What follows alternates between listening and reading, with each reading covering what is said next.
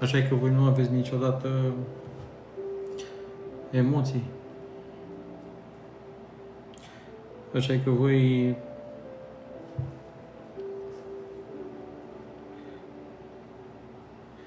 nu vă gândiți niciodată despre ce vom vorbi.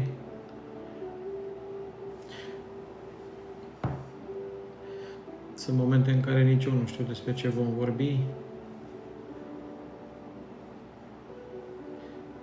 Sau de ce avem nevoie fiecare dintre noi. Doar că de fiecare dată am primit lucrurile de care aveam nevoie. Are așa Dumnezeu grijă de fiecare dintre noi. Are așa Dumnezeu grijă ca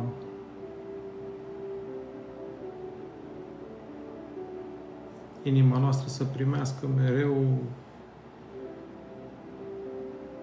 lucrurile pe care El le-a pregătit pentru noi. E mare lucru să se îngrijească Dumnezeu de cineva. E mare lucru să fie El cel care conduce un om. E mare lucru să fie El cel care e alături de noi.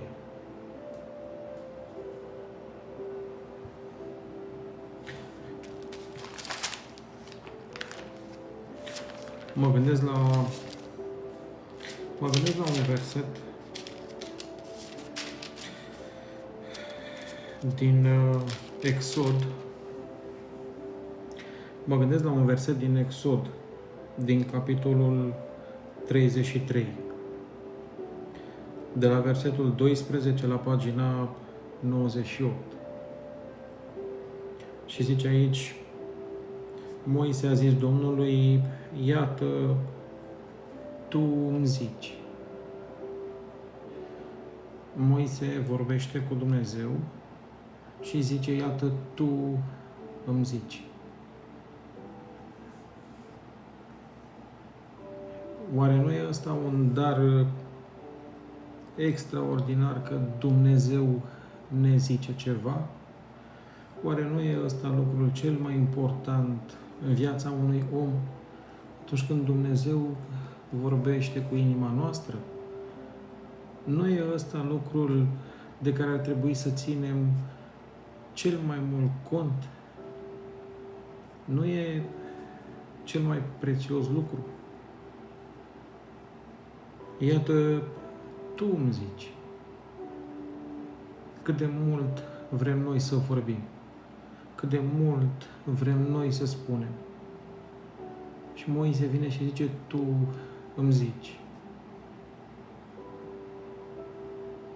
Du pe poporul acesta și nu mi-arăți pe cine vei trimite cu mine. Și nu mi-arăți pe cine vei trimite cu mine. De multe ori avem nevoie să mai fie cineva cu noi. Avem nevoie, pentru a căpăta încredere în noi, avem nevoie să fie cineva lângă. Și Dumnezeu nu ne arată pe cine avem lângă.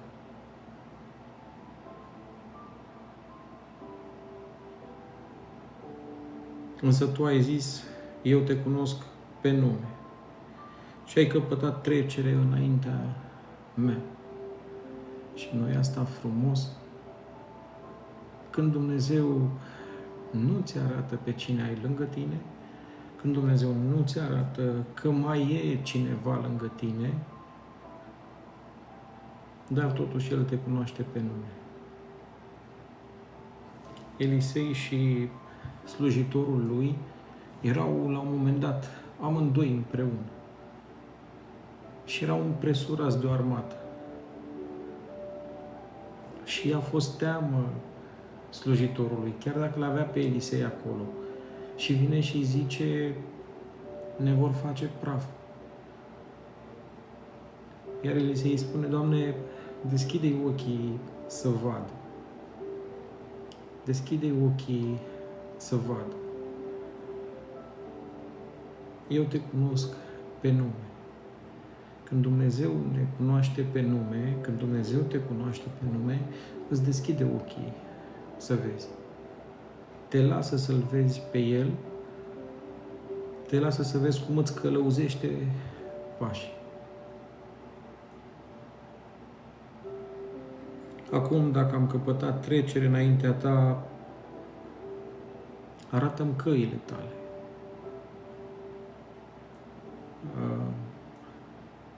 Dacă am căpătat trecere, arată-mi căile. De multe ori noi mergem înaintea lui Dumnezeu și cerem orice altceva. Dacă am căpătat trecere, dă-mi asta sau dă-mi cealaltă. Dacă am căpătat trecere, ajută-mă să-mi iese asta. Dar un copil al lui Dumnezeu nu cere lucruri. Un copil al lui Dumnezeu cere, arată-mi căile tale. Și când îi cerem lui Dumnezeu să ne arate căile Lui, vin și lucrurile. Căci pe căile Lui sunt multe lucruri. Căci Dumnezeu nu e un Dumnezeu sărac. Atunci te voi cunoaște și voi avea trecere înaintea ta. Și versetul se încheie puternic. Și gândește-te că neamul acesta este poporul tău. Când citesc versetele acestea și când înțeleg ce înseamnă că El e al tău, că eu sunt al Lui, că tu ești al Lui sau al Lui, se schimbă tot.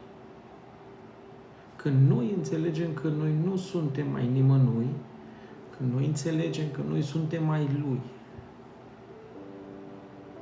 Și ați văzut ce tare ținem noi la cei al nostru? Chiar dacă uneori ținem la încăpățânarea noastră, chiar dacă uneori ținem la părerea noastră, chiar dacă uneori ținem la dreptatea noastră, ținem tare de ele. Gândiți-vă cum ține Dumnezeu de noi.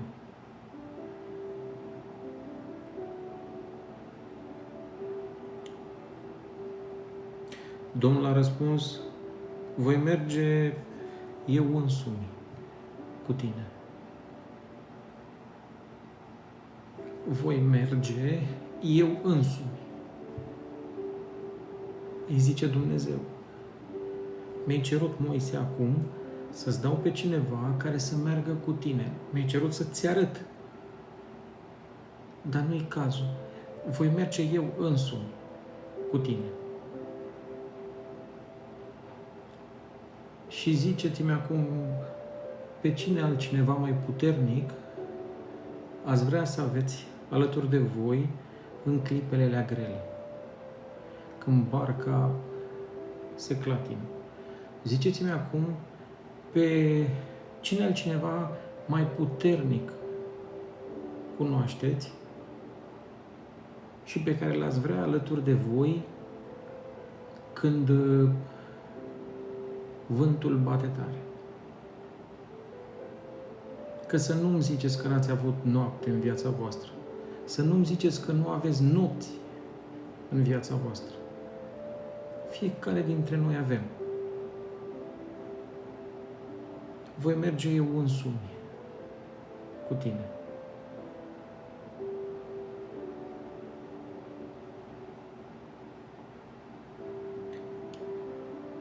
Și vedeți, prezența lui Dumnezeu aduce starea lui Dumnezeu.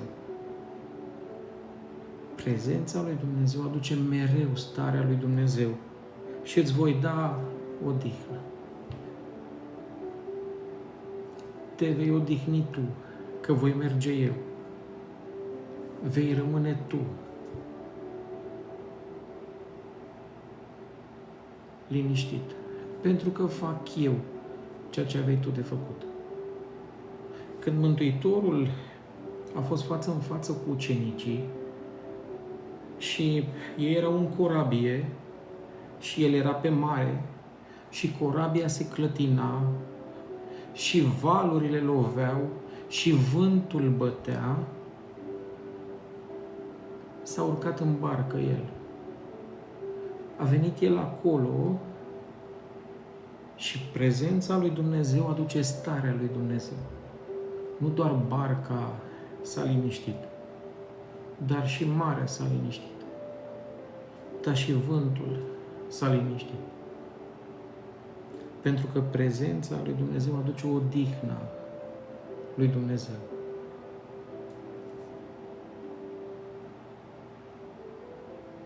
Și acum poate înțelegem mai bine versetul următor. Moise i-a zis, dacă nu mergi tu însuți cu noi, dacă tu, e frumos când merge fratele sau sora, prietenul sau prietena, soțul sau soția, e extraordinar, dar dacă nu mergi tu însuți cu noi, nu ne lăsa să plecăm de aici.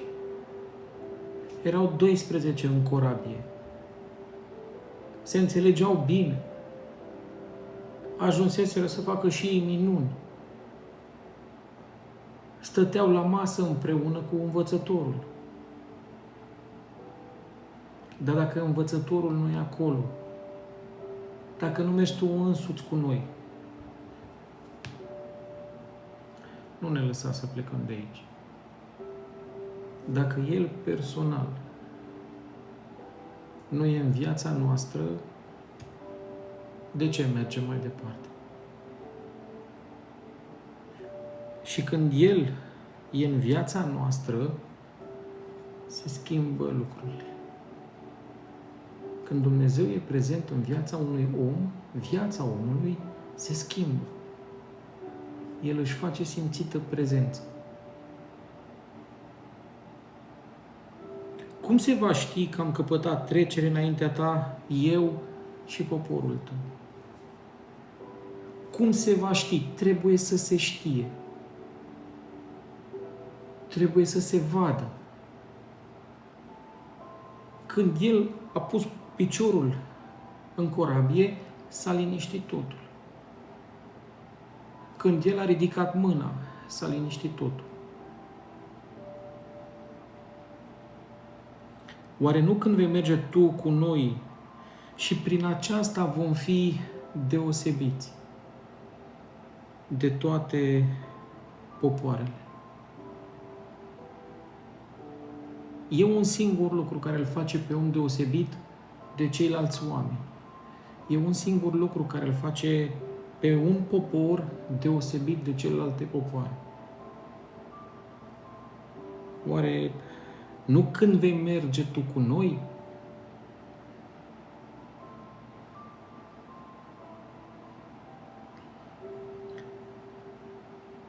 Și când prin aceasta vom fi deosebiți, eu și poporul tău, de toate popoarele de pe fața pământului. Nici atunci nu erau mai puține popoare. Tot atâtea erau. Și Dumnezeu era același. Și cuvântul lui nu s-a schimbat și Dumnezeu nu se schimbă. Tot atotputernic a rămas. Și cei care merg cu Dumnezeu în fiecare zi, tot deosebiți au rămas. Nu pentru că au făcut ei ceva, nu pentru că sunt ei ceva, nu pentru că... ci pentru că e cineva deosebit cu ei. Pentru că e cineva care aduce în viața lor ceva.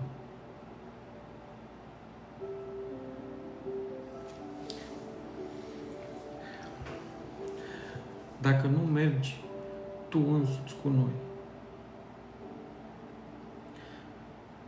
gândiți-vă la viața omului ca la o mașină. Gândiți-vă că mulți oameni au la dispoziție această mașină.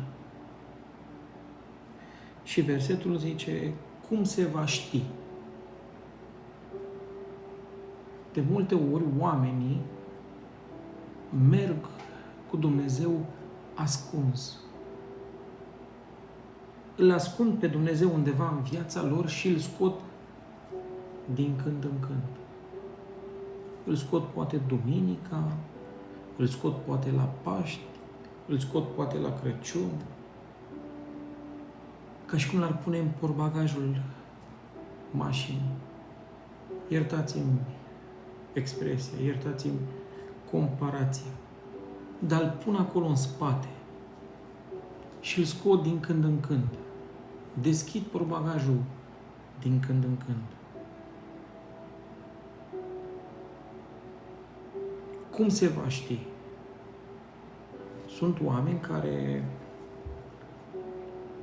merg cu Dumnezeu în mașină. Nu-l țin în portbagaj.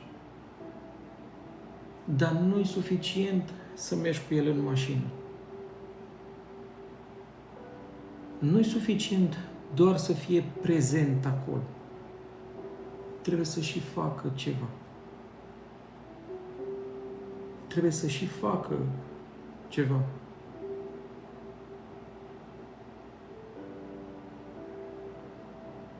E bun de ținut companie, e bun de ținut de urât. Dar nu e suficient. Nu asta este ceea ce aduce el în viața omului. Cum se va ști? Sunt oameni care îl pun pe el la volan și ei trec și dorm pe bancheta din spate. Sunt oameni care îl pun pe el la volan și când el face la dreapta și merge așa pe strada iertării, ei vor să facă la stânga. Ei se supără și zic, dar eu nu vreau pe strada asta iertării. Dar ei merg cu el în mașină. Cum se va ști?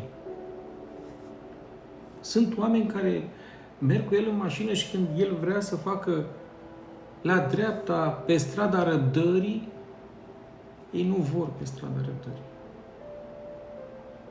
Că nu mai pot să aibă răbdare. Sunt oameni care merg cu el în mașină și când el face dreapta pe strada bunătății, ei nu vor la dreapta. Ei nu văd nimic bun în oameni. Și atunci, pentru ce și-ar revărsa bunătatea care cred că e a lor? Chiar dacă Biblia zice că orice dar bun vine de sus, de la Tatăl Luminilor. De la Tatăl Luminilor. Și știți că noi suntem și noi lumină. Sunteți lumini în lume, zice. Orice dar bun al luminilor vine din lumină, de la Tatăl Luminilor.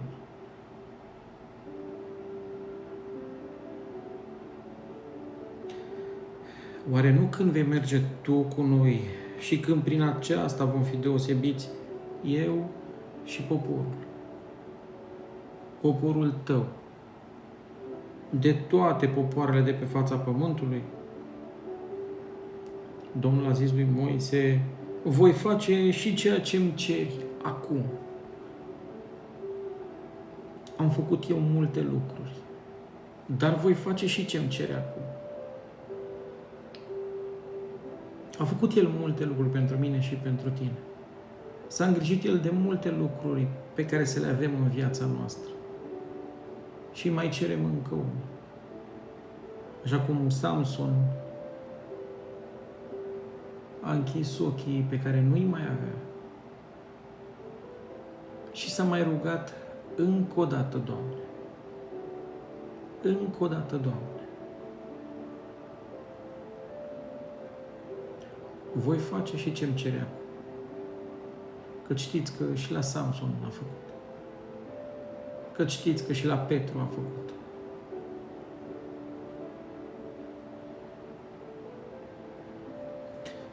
Căci ai căpătat trecere înaintea mea și te cunosc pe nume. Te cunosc pe nume. Și Moise a zis, arată-mi slava ta. Arată-mi. Vreau să văd. Este scris un cuvânt în Scriptură unde zice, urechea mea, zice Iov, urechea mea auzise vorbindu-se despre tine. Dar vine un moment în viața omului când ochiul trebuie să-l vadă. Urechea mea auzise vorbindu-se despre tine, dar acum ochiul meu te-a văzut. Arată-mi slava ta. Și Domnul a răspuns, voi face să treacă pe dinaintea ta toată frumusețea mea. Dacă am avea noi ochi să vedem frumusețea. Dacă am avea noi ochi să vedem frumusețea. Și voi chema numele Domnului înaintea ta. Și versetul zice așa, eu mă îndur de cine vreau să mă îndur și am milă de cine vreau să am milă. De asta nu oricine este poporul lui Dumnezeu. De asta Dumnezeu nu lucrează cu oricine. Pentru că nu oricine îl primește pe Dumnezeu. Pentru că nu oricine îi cere lui Dumnezeu ceea ce ar vrea Dumnezeu să îi se ceară. Nu oricine știe ce să ceară. Nu oricine știe cum lucrează El. Domnul a zis, fața nu vei putea să mi-o vezi, căci nu poate omul să mă vadă și să trăiască. Fața nu vei putea să mi-o vezi. Și mă gândesc acum ce am fi spus noi dacă i-am fi cerut asta lui Dumnezeu și după aceea cineva ne-ar fi zis, Dumnezeu ne-ar fi zis, fața nu vei putea să mi-o vezi. De multe ori pe noi ne deranjează ceea ce ne arată Dumnezeu, ceea ce vrea să ne arate Dumnezeu, ceea ce vrea să ne învețe Dumnezeu. De multe ori ne deranjează. Dar noi trebuie să luăm doar ce vrea Dumnezeu să ne arate. Că El știe de ce. Fața nu vei putea să mi-o vezi.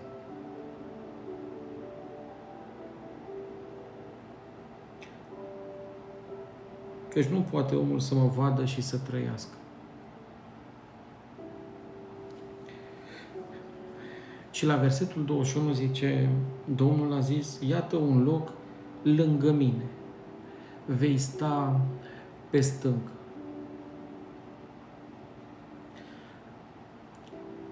M-am gândit la versetul acesta mult. Iată un loc lângă mine. Vei sta pe stâncă. Atât timp cât noi stăm unde vrea Dumnezeu să stăm, vom putea vedea slava lui Dumnezeu. Când noi stăm unde vrem noi să stăm, nu vom putea vedea nimic. Vom vedea doar obstacole. Vom vedea doar partea grea a lucrurilor. Dar când noi stăm unde ne-a pus Dumnezeu să stăm, când noi stăm la locul creat de El pentru mine și pentru tine, știți că e scris și asta în Habacuc. M-am dus la locul meu de strajă și stam pe turn ca să veghez și să văd ce are să-mi spună. Și am nevoie de unul dintre voi. N-am mai făcut asta până acum. Dar am nevoie de unul dintre voi. Pentru că vreau să înțelegem de ce e important să stăm într-un singur loc. Vreau să înțelegem de ce e important să stăm acolo unde ne pune Dumnezeu. Pentru că locul în care stăm, locul în care ne pune Dumnezeu, e locul din care se vede cel mai bine. Este locul din care putem învăța cel mai mult. Și am nevoie doar de unul dintre voi. Ca să vedem ce înseamnă să stăm în locul potrivit.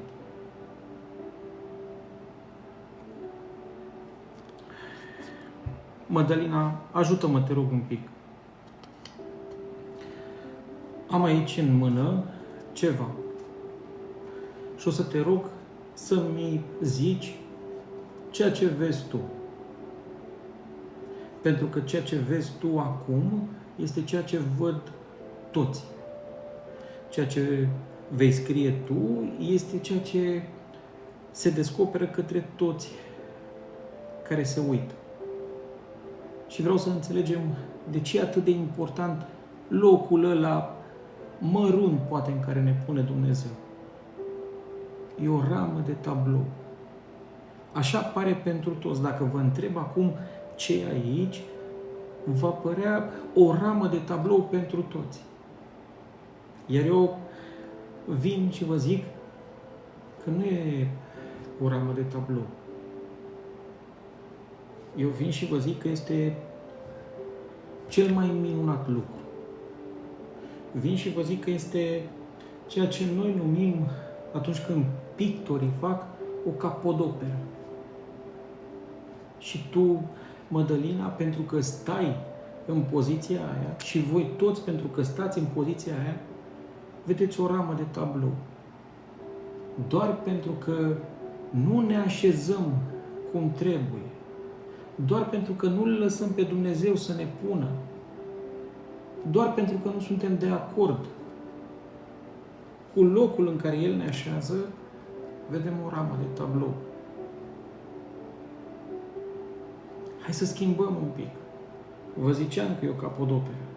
Hai să schimbăm un pic. Ziceți-mi, s-a schimbat puțin acum poziționarea. Ziceți-mi ce vedeți acum. Mădălina, scrie-mi tu ce vezi. Ce se mai vede acum? Pentru că poziția din care ne uităm determină ceea ce vedem. Marginea tabloului, marginea prăpastiei, așa cum vedeau acolo evreii când îi aveau pe egipteni în spate, când aveau marea în față și munții de o parte și de alta.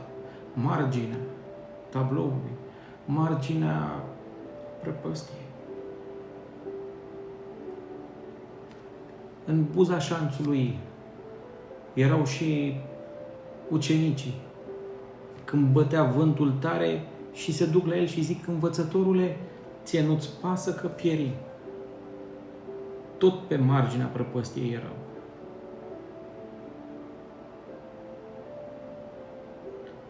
Când nu știm unde să stăm, să-L întrebăm pe Dumnezeu unde vrea să stăm.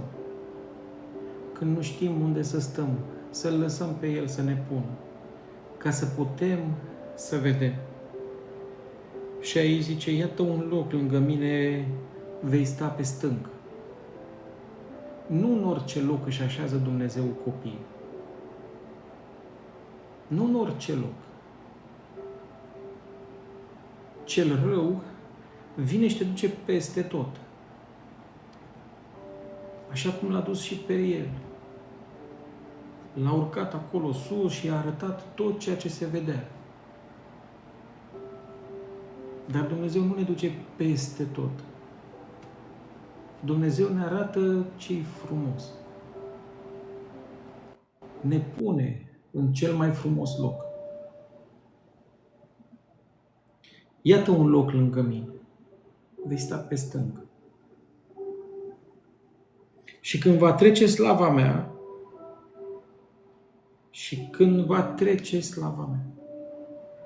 când stăm în locul pe care ne-l indică Dumnezeu, vedem ce vrea să ne arate Dumnezeu. Când stăm în locul în care ne-a pus Dumnezeu, vedem ce vrea Dumnezeu să ne arate. Și v-am zis de la început că e o capodoperă. Și poate n-ați crezut. V-am zis de la început. Nu e o ramă de tablou. Nu e ceva doar așa trecător. E o capodoperă. Așa cum ești și tu, așa cum sunt și eu. E o capodoperă. O minune. Așa cum ne-a creat El și pe unul și pe celălalt. Dar singurul loc care s-a schimbat a fost locul din care am privit. Când ei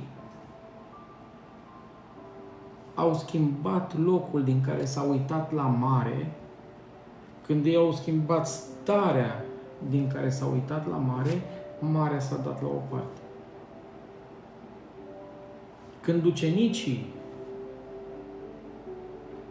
au schimbat starea din care se uitau, s-au liniștit și ei. E o capodoperă, dragilor.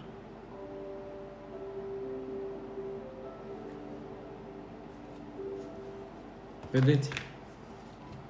Dacă ne-am pune de fiecare dată la dispoziția lui Dumnezeu, dacă nu l-am pune în portbagaj, dacă am face și noi când face El la dreapta, pe strada aia, cum se numește ea, ziceți voi, a bunătății, a dreptății, a înțelepciunii, a smereniei, a răbdării, că știți că roada Duhului e multă. Și când Dumnezeu vine în viața unui om, se schimbă lucrurile.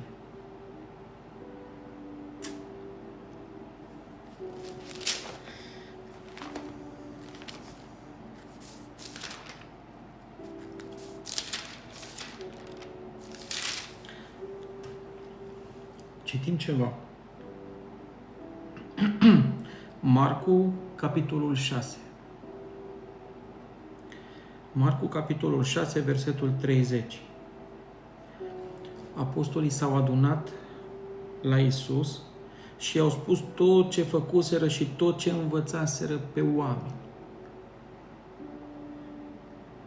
Marcu 6 cu 30 la pagina 969. S-au adunat. Mulți dintre noi poate suntem într-un loc sau în altul, dar vine o vreme când trebuie să ne adunăm. Vine o vreme când trebuie să stăm împreună cu El și să-i spunem tot ce avem pe inimă, tot ceea ce am făcut și tot ceea ce am învățat. Că prin ceea ce facem, îi învățăm pe cei din jurul nostru. Prin ceea ce spunem, îi învățăm ceva pe cei din jurul nostru. De bine sau... Vine o vreme când trebuie... Știi noaptea aia în care tu nu dormi? Știi noaptea aia în care tu nu dormi? Mă gândesc acum că poate e o noapte în care Dumnezeu te ține treaz ca să vorbești cu El.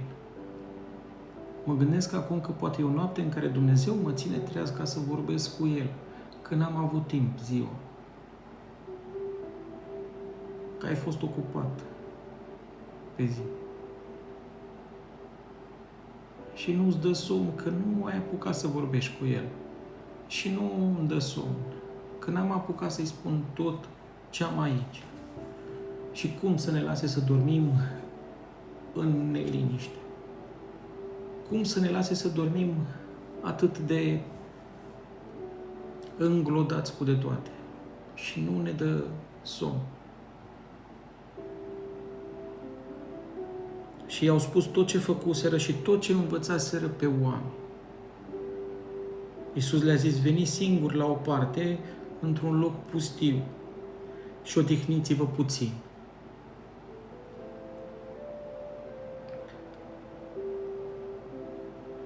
Căci erau mulți care veneau și se duceau și ei n-aveau vreme nici să mănânce. Cât de frumos și cât de puternic poate să fie versetul ăsta. I-a luat deoparte, veniți și odihniți-vă puțin. Erau mulți care veneau și se duceau și ei n-aveau timp nici măcar să mănânce.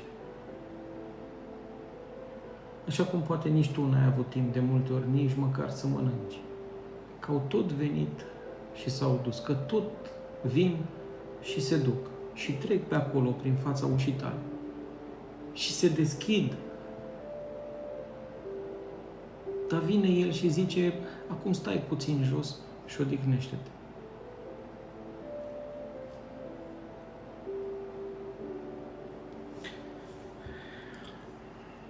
Au plecat dar cu corabia ca să se ducă într-un loc pustiu la o parte. Oamenii i-au văzut plecând și i-au cunoscut.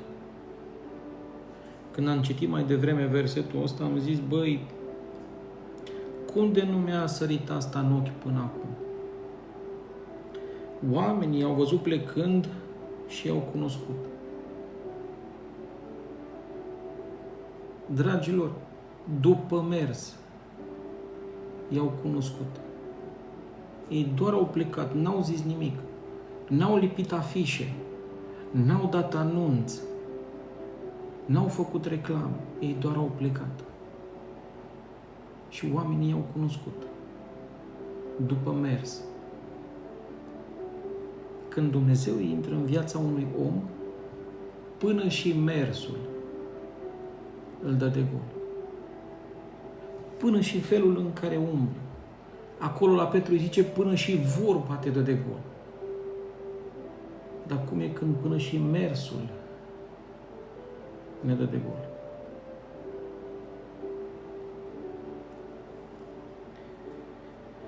Au alergat pe jos din toate cetățile și au venit înaintea lor în locul în care se duceau ei.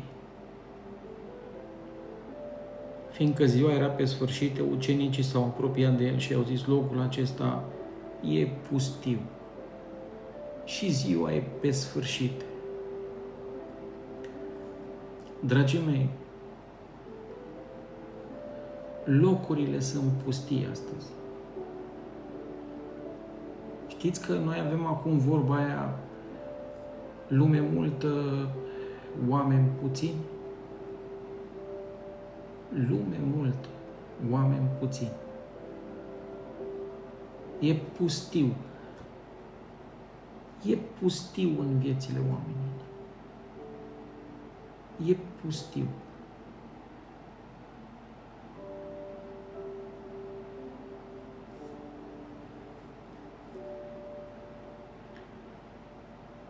Locul acesta este pustiu. Și ziua e pe sfârșit. Cum să nu fie pustiu? Cum să nu fie pustiu?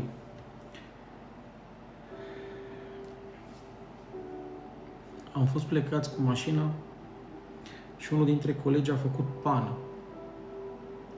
și i s-a tăiat cauciucul. Și a trebuit să schimbăm cauciucurile. Și mi s-a spus de acolo că trebuie să corespundă cu talonul. Că dacă nu corespunde cu ceea ce este scris în talon, ni se ia certificatul. Și nu poți să pleci mai departe fără certificat. E lege care spune.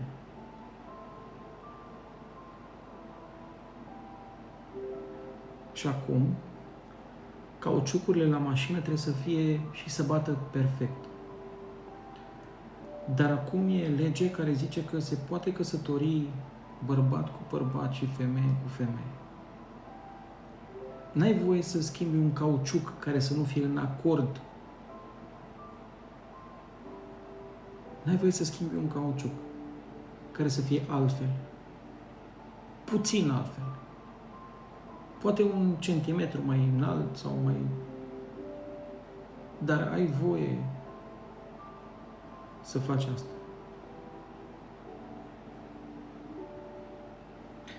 Când a ieșit din corabia, Iisus a văzut mult norod și i s-a făcut milă de ei. Și i s-a făcut milă de ei.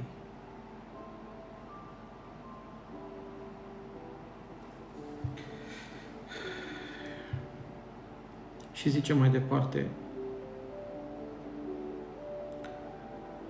când a ieșit din corabie, Iisus a văzut mult norod și i s-a făcut milă de ei, pentru că erau ca niște oi care n-aveau păstor. Și a început să învețe multe lucruri. Nu te învață El și pe tine, nu mă învață El și pe mine, nu ne învață El pe toți. Nu ne arată El tuturor astăzi. Doar noi, dacă am schimbat puțin, doar noi, dacă ne-am lăsat în locul acela în care El ne pune, ca să putem să înțelegem, ca să putem să privim, ca să putem să vedem că ceea ce face El în mine și în tine e minunat, ca să putem să acceptăm că Cel din fața noastră e o capodoperă. Doar atunci putem să vedem că Cel din fața noastră e o minune, cum spuneați. Doar când stăm unde ne pune El. Și a început să învețe multe lucruri. Fiindcă ziua era pe sfârșit, ucenicii s-au apropiat de El și au zis: locul acesta este pustiu și ziua este pe sfârșit, dă-le drumul să se ducă în cătunele și satele de prin prejur, ca să-și cumpere pâine, fiindcă n-au ce mânca. Oamenii din timpul de azi n-au ce mânca. Și nu la mâncare fac referire. Nu la mâncare fac referire. Oamenii își doresc azi să vadă mai mult. Oamenii își doresc azi să-L vadă pe Dumnezeu cum face ceva. Știți că este scris asta în Fapte și zice acolo: căci firea așteaptă cu o dorință înfocată descoperirea fiilor lui Dumnezeu. Firea, oamenii, așteaptă cu o dorință înfocată. Vor să vadă. Ei știu că există undeva copii ai lui Dumnezeu. Ei știu că există undeva un popor cu care Dumnezeu lucrează. Ei știu că există, că a existat de la început. Un popor deosebit, un om deosebit. Și așteaptă cu o dorință înfocată să vadă. Fiindcă n-au ce mânca.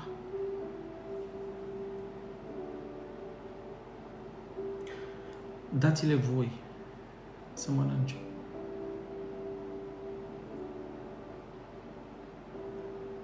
Dacă mi-ar spune mie sau dacă ți-ar spune ție, ce-am zice noi? Acolo a vorbit cu poporul lui de atunci, cu cel pe care el i-a ales. Zice: dați-le voi. Au venit aici. Locul e pustiu. Și voi vreți să-i trimit? Dați-le voi.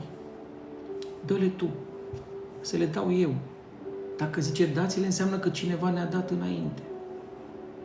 Ca să avem să dăm. Dacă nu, nu le-ar fi zis asta. Dați-le voi.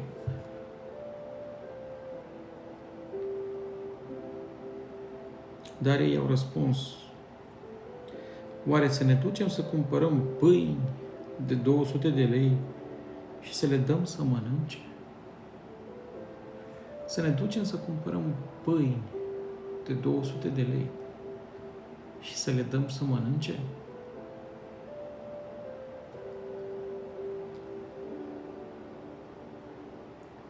Vedeți că noi ne uităm, când noi ne uităm la ceea ce izbește ochiul, când noi ne uităm la puținul pe care îl avem și ni se pare că e puțin. în copilărie,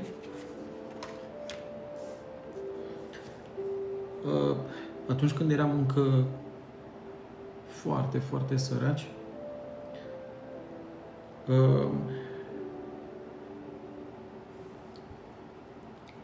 părinții relatau că la un moment dat a venit omul lui Dumnezeu aici, în Craiova, și după ce au avut loc niște adunări, frații care au rămas la noi au trebuit să meargă în fiecare acasă. Și ei n-au mai avut bani să le facă pachet. Și aveau pe atunci un copiator micuț și ăla era stricat. Și la momentul respectiv, mama i-a zis tatălui să meargă să se împrumute de bani ca să putem să facem cât un sandwich, două, la cei care pleacă acasă. Și tata i-a zis, da, dar tu ești conștientă că noi nu o să avem de unde să dăm bani înapoi dacă ne împrumutăm. Pentru că aparatul este stricat. Noi mâine, când mergem la lucru, noi nu avem cu ce să facem. Pentru că nu merge.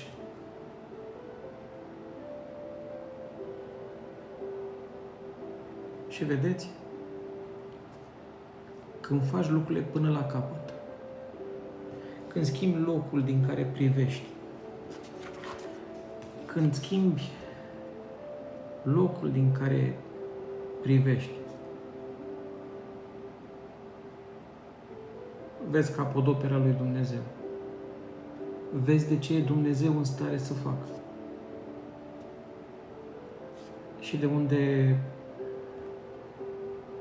în ziua respectivă ne împrumutam de bani ca să facem un sandwich, în 2 săptămâni Dumnezeu a dat bani de o mașină.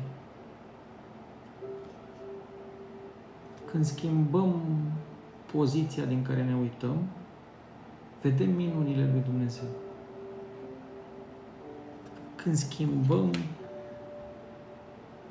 rolurile în viața noastră, îl vedem pe Dumnezeu cum ne conduce.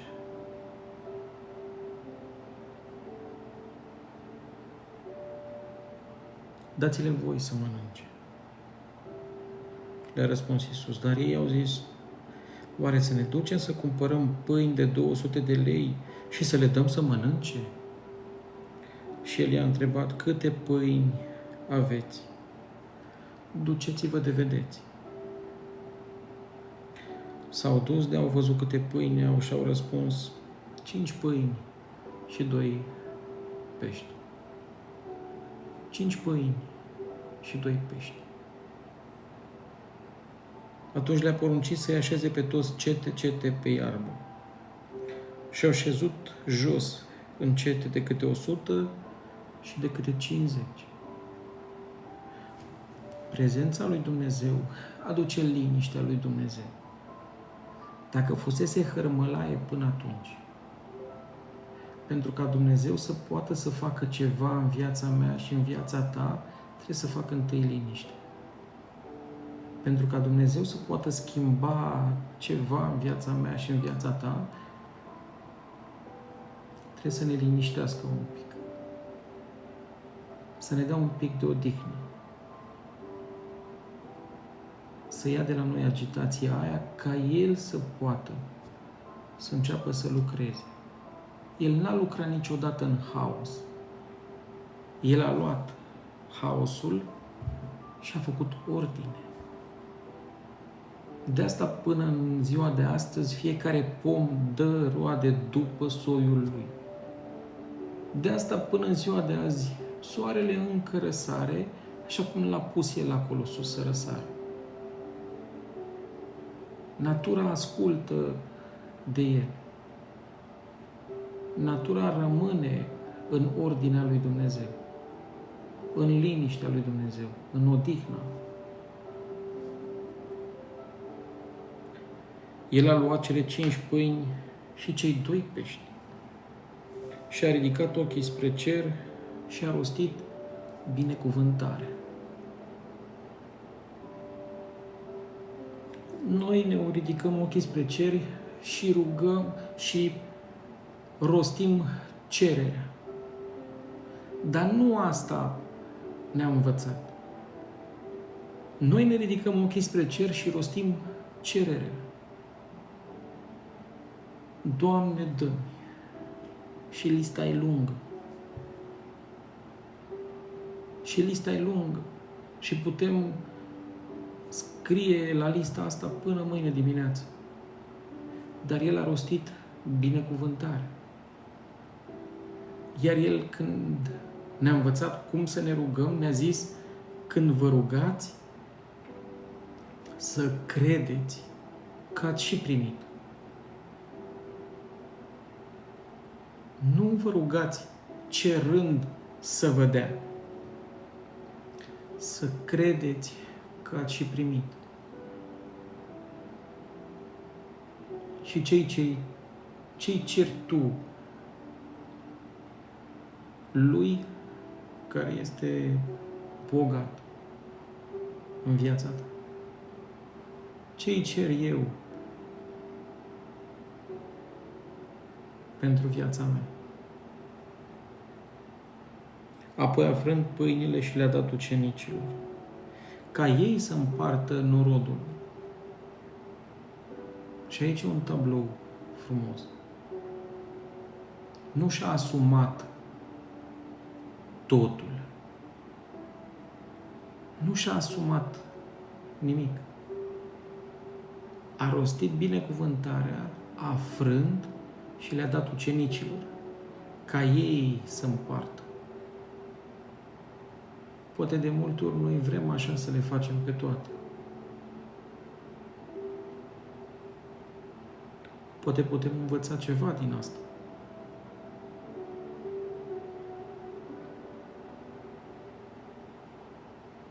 Asemenea și cei 2 pești i-a împărțit la toți. A tot frânt la cei 2 pești ca să-i împartă la toți. Eu nu pot imagina cum s-a întâmplat asta și nici tu nu cred că îți poți imagina. Dar eu pot să cred că asta s-a întâmplat. Eu pot să cred că despre asta e credința. E o încredere neclintită în lucruri pe care nu le vezi acum, dar pe care într-o bună zi le vei vedea. Ceea ce nu vedem azi cu ochi. Cum spuneam mai devreme că a zis Iov, urechea mea auzise. Astăzi, poate că noi auzim că Dumnezeu este bun și nouă nu ni se pare. Astăzi, poate că noi auzim că Dumnezeu este dragoste și nouă nu ni se pare. Dar vine o zi când ochii noștri se schimbă. Nu Dumnezeu se schimbă. El este același de la început. Dar vine o zi când ochii noștri se schimbă și începem să-L vedem pe Dumnezeu așa cum este El. Și când îl vedem că e bunătate. Îl vedem că e îndurare, îl vedem că e dragoste. Îl vedem că e răbdare. Și știm că atunci când stai cu cineva, lucrurile alea pe care le are acel cineva, ușor, ușor se transferă și la tine. Ușor, ușor înveți și tu. N-am citit și i-au spus tot ce făcuseră și ce învățaseră pe oameni. Și răbdarea aia a lui Dumnezeu se transferă și la noi. Și odihna aia lui Dumnezeu vine și la noi. Și pacea aia a lui Dumnezeu vine și la noi. Și dintr-o dată îi vedem și noi altfel pe oameni. Că ne schimbăm poziția. Și vedem că capodoperă. nu mai vedem că este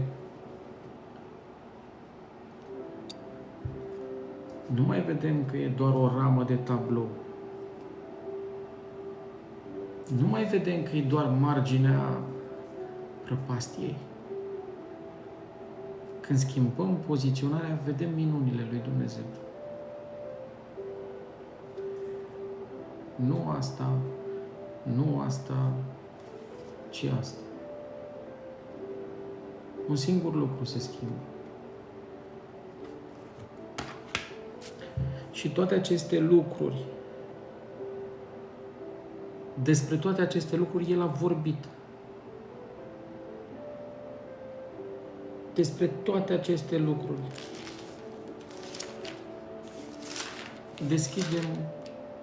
Deschid eu la Ioan. Evanghelia lui Ioan, capitolul 1. La început era cuvântul. Vedem de când era El. Vedem ce era El. Și cuvântul era Dumnezeu. La început. De la început a fost Dumnezeu. Nu omul a fost de la început. Nu Big Bang a fost de la început. La început a fost Dumnezeu. Ne învață Ioan 1. Ioan 2 zice nunta din Cana. Ce învățăm aici? N-a stat deoparte. A mers și a stat cu oameni. Nu s-a pitulat în portbagajul mașinii. A mers și a stat cu ei. A mers și a stat cu ei. Noi zicem azi socializare. A mers și a stat cu ei. Și nu se oprește aici. Nu este doar unul care vorbește cu oamenii. Că vine Ioan 3, unde vorbește despre Iisus și Nicodim. Și Nicodim îi zice învățătorule. Învățătorule. Și vedem că el, dintr-o dată, după ce ne zice că el e Dumnezeu, el, Dumnezeu, vine și vorbește cu oamenii. Vedem în capitolul 3 că el vine și zice frumos că a devenit învățător. Ca să ne învețe ceva. Și nu se oprește aici. Că după Ioan 3 vine și capitolul 4. Unde nu stă de vorbă doar cu oamenii, unde nu stă de vorbă doar cu cei care vor să învețe. Vine și stă de vorbă și cu păcătoși. El ne-a învățat toate lucrurile astea. El ni le-a spus. El a stat la masă, El a stat la masă cu toți. Ce urât din partea noastră. Că noi nu vrem să mai stăm la masă cu capodoperele lui Dumnezeu. Noi nu mai vrem să stăm la masă. Noi îi socotim pe toți. Pe unii socotim, pe alții nu. Și nu zice Biblia tocmai asta să nu facem? Nu ne învață Dumnezeu tocmai asta? Și El vine și zice că a stat de vorbă cu o păcătoasă. Dar nu se oprește aici. Că vine capitolul 5. Vine capitolul 5 din Ioan. Și vedem aici cum schimbă el adresa unui om dintr-o dată. Cum schimbă într-o fracțiune de secundă Dumnezeu adresa. Nu ne ia 2 săptămâni să umblăm pe la primărie. Lui Dumnezeu ia o fracțiune de secundă să schimbe ceva. El vine și îl întreabă, vrei să te faci sănătos? Și omul zice, n-am pe nimeni să mă bage în scăldătoare. Nu e niciunul. N-am pe nimeni. Cum să mă fac să... Eu stau aici. Asta e adresa mea.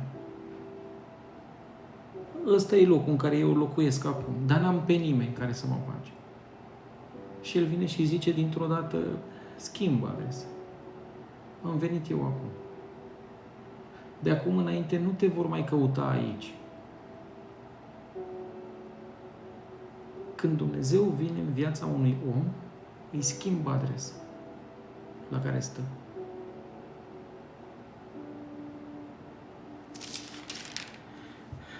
Și lucrurile iarăși nu se schimbă. Că vine Ioan 6. Și iar mai învățăm despre el ceva. Vedeți cât de multe lucruri ne învață. Și în Ioan 6 zice înmulțirea pâinilor, despre care am vorbit mai devreme. Înmulțirea pâinilor. De ce ar înmulți el pâinile? Pentru că este cel care întreține. Este cel care are grijă de noi. N-am văzut, zice până acum, pe cel neprihănit cerșindu-și pâinea și nici pe copiii lui. Așa zice acolo în Scriptură. Au trecut multe mii de ani. Dar zice, n-am văzut pe cel neprihănit să-și cerșească pâine. Că Dumnezeu se îngrijește.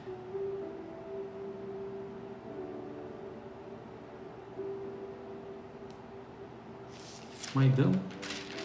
Mai mergem mai departe? La Ioan 7?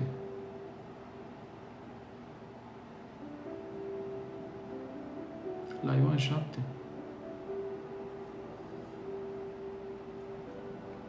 Dacă însetează cineva, să vină la mine. Știți, cu apa asta are rolul ei. Îi zicem noi că întreține viața. Întreține viața. Asta face și El. Cine crede în mine, din inima lui vor curge râuri de apă vie, cum zice Scriptura. Mai învățăm iarăși că El mai face ceva. Niciodată calitățile Lui nu se termină.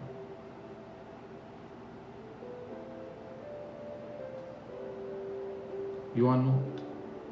Și asta e grea de tot. Asta e grea de tot. Au venit cu pietre în buzunar, le-au adus în rucsac, le-au adus în ghiozdan de acasă, să arunce cu pietre în femeie. Greșise. Greșise.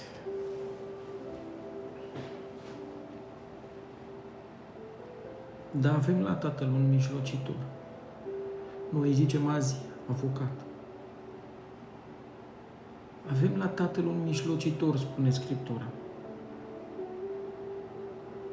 Omul Iisus Hristos, care ce face? Ne ia mereu apărarea când noi greșim și zice e om. Și zice despre tine e om. Și zice despre mine e om. Și ți-a mereu și mi-a mereu că zilnic greșim.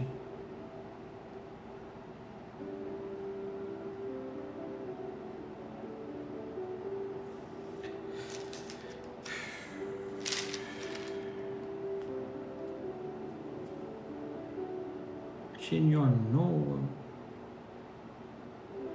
îl vedem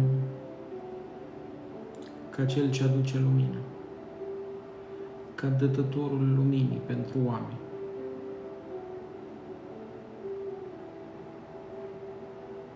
El n-a venit în lume ca oamenii să nu vadă, Și câtă vreme este în lume, e lumina lumii. Și iarăși nu se oprește, că mai vine și capitolul 10, unde ni se vorbește despre el ca păstor. Și ziceți acum calități pe care nu le regăsim în Scriptură, când noi mergem acum din capitol în capitol și vedem altceva. În toate ne-a dat un exemplu. Și a fost ispitit în toate. În toate ne-a dat un exemplu și a fost ispitit în toate, dar fără păcat. Și totuși Biblia vine și zice că El s-a făcut păcat pentru mine și pentru tine. S-a făcut păcatul în sine. Ca păcatul să se ducă de la noi. Să fie acolo pironit.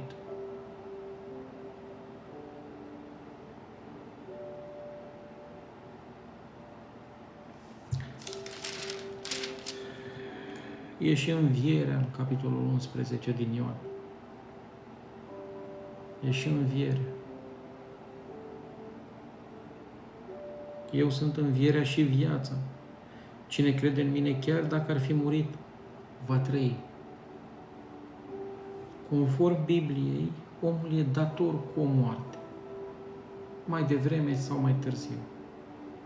Dar tot conform Bibliei, nu murim.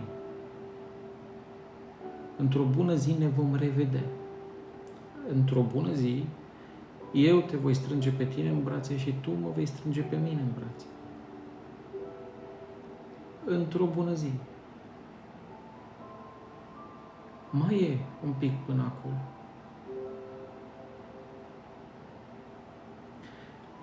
Când am fost acum cu colegii plecat, la un moment dat le-am arătat cerul și le-am zis că într-o bună zi o să ajung acolo. Poate unii au înțeles, poate unii nu.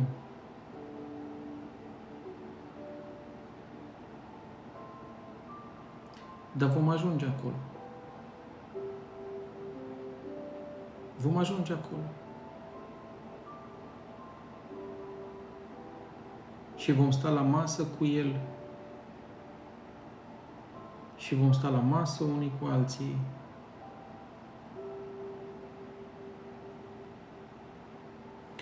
Eu sunt învierea și viața.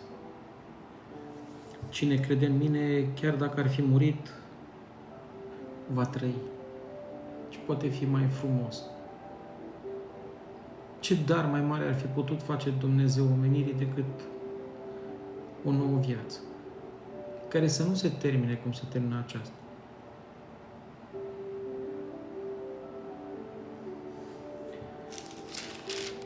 Ioan 12 ne și salvează. Vorbește despre moartea sa aici. Și ne spune că El este și Salvatorul nostru.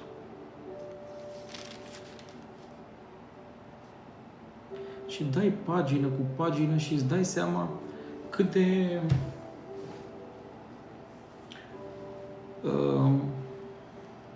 neînsemnat ar trebui să mă văd. Că ajungi la Ioan 13, unde zice că Iisus spală picioarele ucenicilor săi.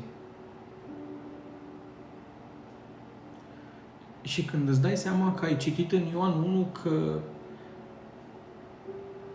și cuvântul era Dumnezeu și cuvântul care era Dumnezeu s-a făcut trup și a locuit printre noi, când îți dai seama că Dumnezeu s-a făcut trup și că Dumnezeu în trup vine acum și spală picioarele și că poate mi este rușine să-ți slujesc ție,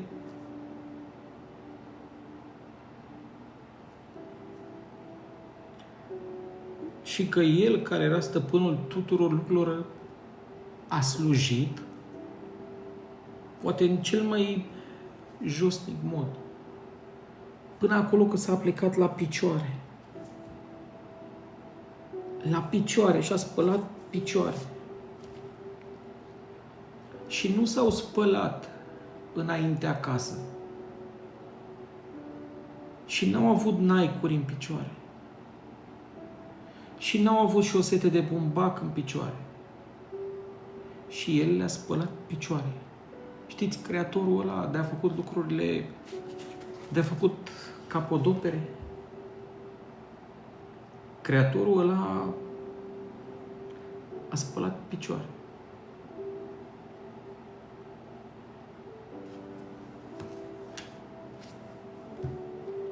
Și a pus un prosop, zice aici.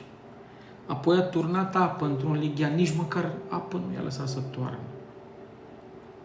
Nici măcar atâta lucru nu i-a lăsat să facă, nici măcar asta nu l-a trimis pe unul dintre ei să zică: du-te tu, Petre, du-te tu, Iacove, du-te tu și adu apă. A turnat, a luat un ștergar, a luat un prosop și s-a învelit cu el și zice: a început să le spele picioarele și să le șteargă cu ștergarul cu care era încins. Și mi-e rușine. Și ție rușine.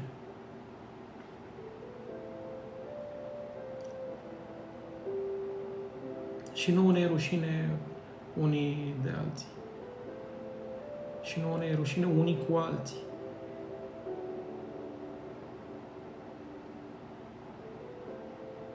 Ce exemplu mai vrei de smerenie? Ce exemplu mai vreau de înțelepciune?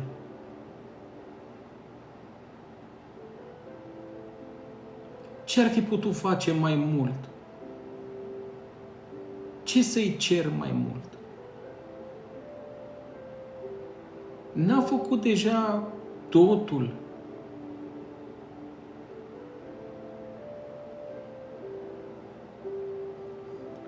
Și după ce vine și slujește, vine și zice, în cel mai umil mod, vine Ioan 14, care vine și zice să nu vi se tulbure inima așa cum mi s-a tulburat poate nouă un pic acum. Că te cutremuri când îl vezi pe Creator că îți spală picioarele. Gândiți-vă că poate noi ne cutremurăm acum doar gândindu-ne la asta. Gândiți-vă ce au trăit ei. Dar zice ceva înainte de capitolul 14, zice ceva înainte de asta. Zice, vă dau o poruncă nouă. Să vă iubiți unii pe alții, cum v-am iubit eu, așa să vă iubiți și voi unii pe alții.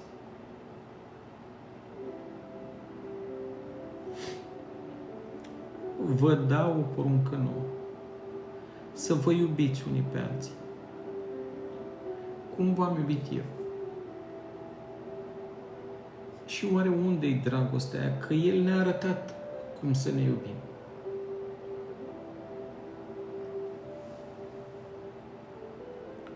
Și în capitolul 14 vine și zice să nu vi se tulbure inima. Versetul 2 zice, mă duc să vă pregătesc un loc. Ca acolo unde sunt eu, să fiți și voi. Mă duc să vă pregătesc un loc. El era acolo cu ei pe pământ, dar zice, ca acolo unde sunt eu. El nu era doar pe pământ. De asta El era Dumnezeu. Că putea fi peste tot. De asta El e Dumnezeu. Că El poate să fie și aici cu mine și poate să fie și acolo cu tine și să te mângâie. poate să fie și acolo cu tine și să șteargă lacrima. De asta El e Dumnezeu.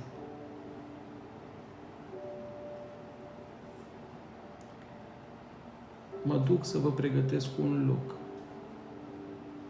N-am făcut noi nimic deosebit pentru locul ăsta. S-a dus El. A făcut El totul.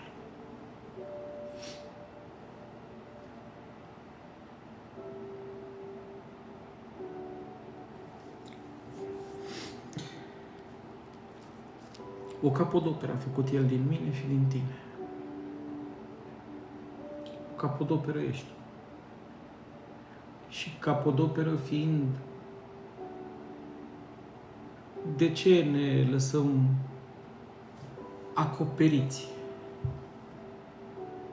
De ce ne lăsăm prăfuiți? Capodoperă fiind. Dar vedeți, și asta e adevărat. Nu toți recunosc capodoperele. Nu toți văd. Nu toți. Doar Dumnezeu a văzut în tine ceea ce ești tu cu adevărat. De asta pune atât de mare preț pe tine. De asta vorbește cum vorbea cu Moise acolo în vechime și zice: merg eu însumi cu tine. Merg eu, Moise. Când poporul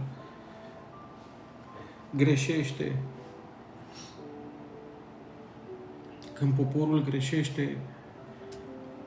pentru că Dumnezeu era cu Moise, Dumnezeu vine și zice: dă-te puțin la o parte. Tu să nu uiți că eu sunt Dumnezeu. Ei o să se ducă. Dar din tine voi face un neam mare. Tu doar dă-te la o parte. Și vedeți ce înseamnă un copil al lui Dumnezeu, că de asta s-a și dus Dumnezeu la el. De asta Dumnezeu a mers cu el. De asta Dumnezeu vine și ia partea la un moment dat, când se ridică și alții și spun: pe ce doar prin Moise vorbește Dumnezeu? Și Dumnezeu se aprinde de mânie și zice: eu vorbesc cu mulți, dar nu doar cu Moise am vorbit, gură către gură, cum vorbește un om cu prietenul lui. Nu sunt mulți cei cu care Dumnezeu vorbește. Nu sunt mulți. Mulți cred că Dumnezeu vorbește cu ei. Dar la un moment dat Dumnezeu ia poziție și zice: stai, că trebuie să se vadă. Nu prin aceasta se va cunoaște că suntem deosebiți. Prin ce?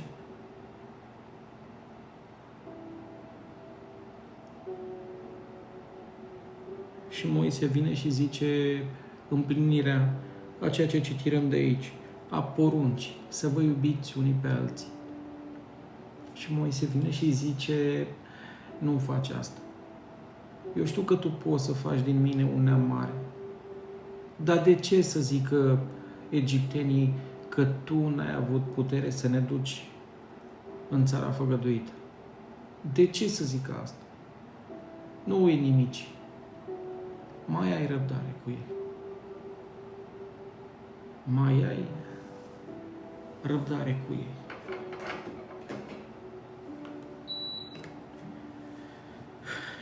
Și Dumnezeu a avut răbdare. Și Dumnezeu are răbdare. Doar pentru că noi am făcut ce e scris aici. Să vă iubiți unii pe alții. Și când greșești și când greșesc, nu scoate piatra. Și să nu scot piatra. Că nu de pietre avem nevoie, Nu de pietre avem nevoie. Vă dau o poruncă nouă. Să vă iubiți unii pe alții.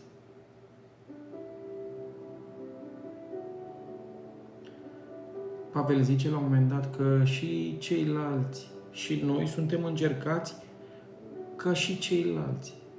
Și ceilalți sunt încercați ca și noi. Dar fiecare e încercat, unul într-un fel, altul în alt fel.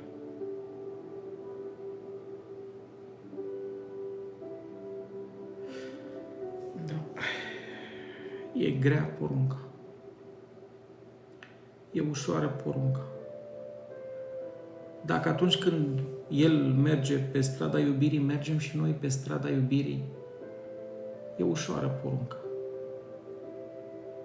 Tot ce avem de făcut este să mergem pe urmele Lui.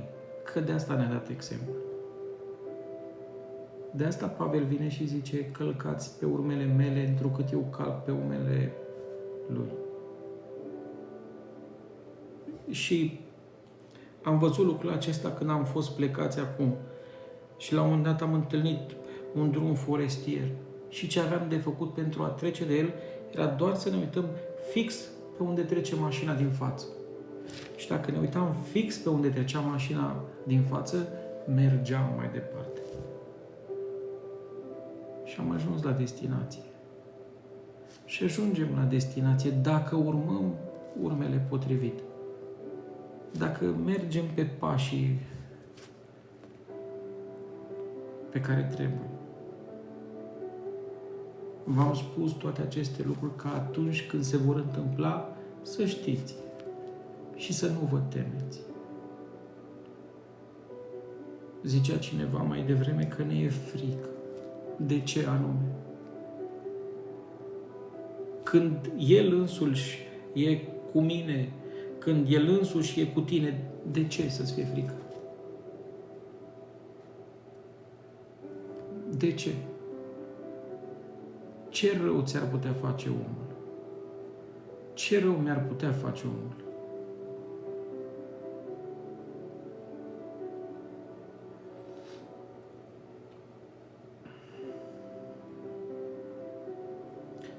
David se uită la Goliat și vedea altceva decât vedea poporul. Poporul vedea teamă. Poporul vedea teamă. David vedea răsplată. David vedea binecuvântare. Ce se va face celui care îl va învinge pe Goliat? Pe mine asta mă interesează. Eu știu că începe drumul ăsta nevoios, dar eu știu că îl voi și termina. Zi-mi ce se întâmplă când ajung la final.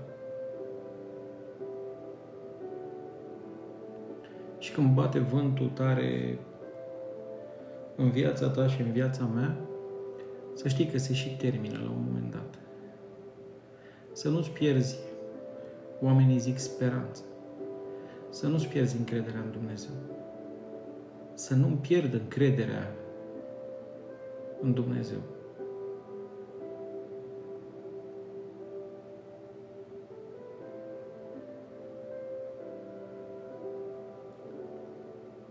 Da.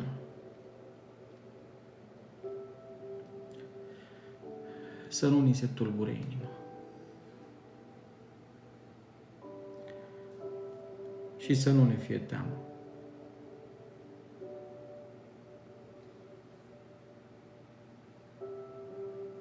Că n-are de ce să ne fie teamă.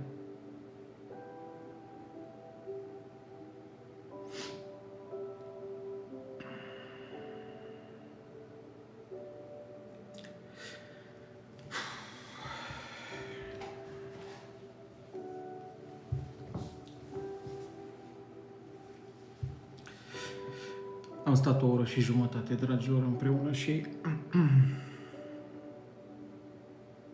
cred că măcar așa, pentru câteva zile, ne-am luat puterea să mergem mai departe. Și cred că puterea nu suntem noi, cred că puterea este El. și cred că El ne dă fiecăruia dintre noi. Și ne dă multe.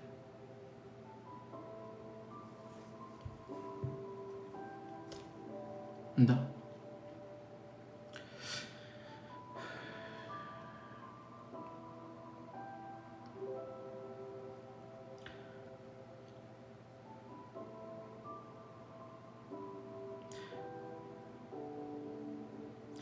Mâine o să fiu la o mormântare. Ieri am avut un gând pe care l-am împărtășit cu colegii și le ziceam că mai frumos și mai bine decât să râzi singur este să plângi cu cineva. Biblia vine și zice că e mai bine să mergi într-o casă de jale decât într-una de petrecere. Decât să râdem singuri. E mai bine să plângem cu cineva decât să ne bucurăm în singurătate. E mai bine să fie cineva lângă noi cu care să împărtășim lacrima aia.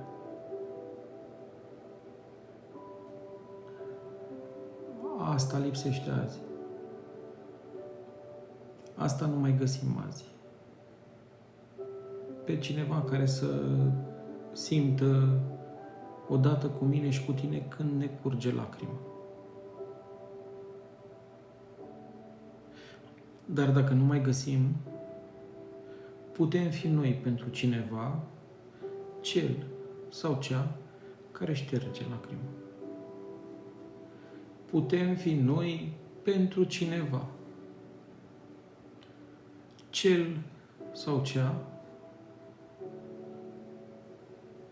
care se pune acolo jos, cum s-a pus și Mântuitorul și a zis: cel rău a cerut să vă cearnă, a cerut să vă lovească, dar eu m-am rugat pentru tine. Eu am pus genunchiul jos pentru tine. Să ne punem și noi jos. Pentru cel sau cea. Să devenim și noi pentru el sau pentru ea. Ceea ce a devenit el pentru noi. În toate ne-a dat un exemplu. Și acum zice: dați-le voi să mănânce. Și cu gândul ăsta aș vrea să mergem acum și să ne punem în pat. Dați-le voi. Acel voi te cuprinde și pe tine. Acel voi, dați-le voi să mănânce. Și momentul vine. Poate nu acum, poate nu mâine, dar momentul în care să te pui cu cineva și să plângeți împreună, trebuie să vină. Că trebuie să-i dai cuiva să mănânce. Sigur cuiva îi se face foame. Și sper să ne răsune asta în cap. Dați-le voi să mănânce.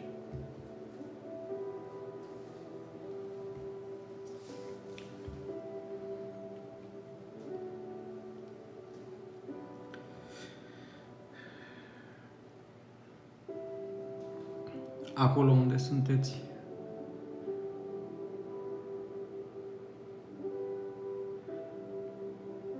dați oamenilor să mănânce.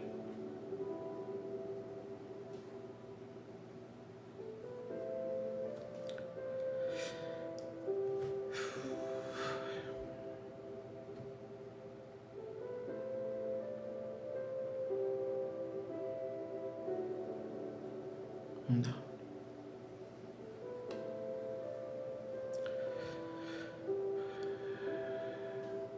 Dragilor, sper că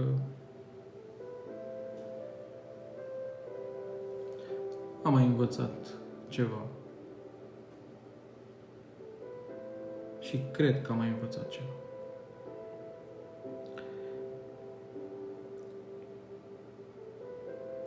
Să rămâneți cu Dumnezeu și Dumnezeu să rămână cu noi.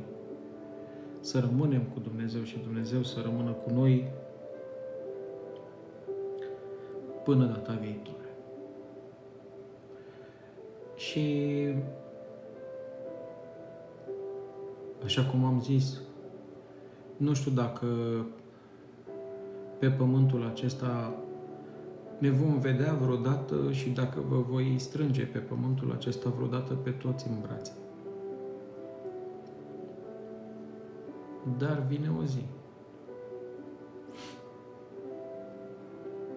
Dar vine o zi când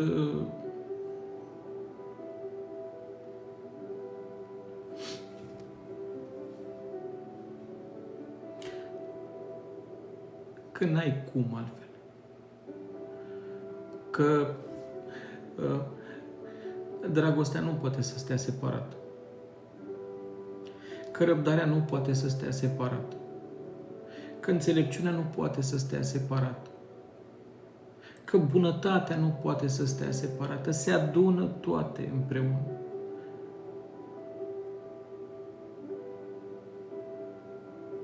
Așa zice Biblia.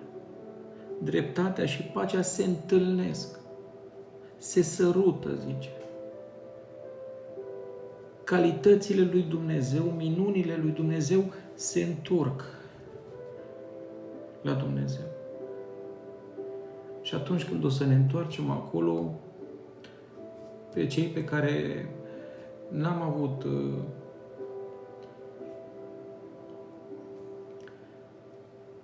șansa aceasta să vă strâng în brațe aici, vă voi strânge acolo. Și ne vom strânge acolo.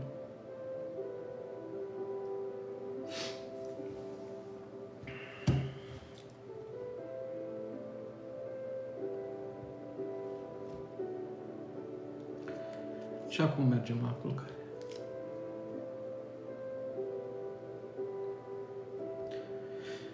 Cu toate aceste gânduri luate aici în inimă.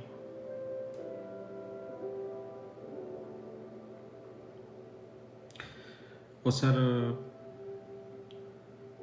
binecuvântată și minunată, așa ca voi să aveți. Și noi, dacă va voi Dumnezeu, cu ajutorul lui Dumnezeu, ne vom revedea vinerea viitoare.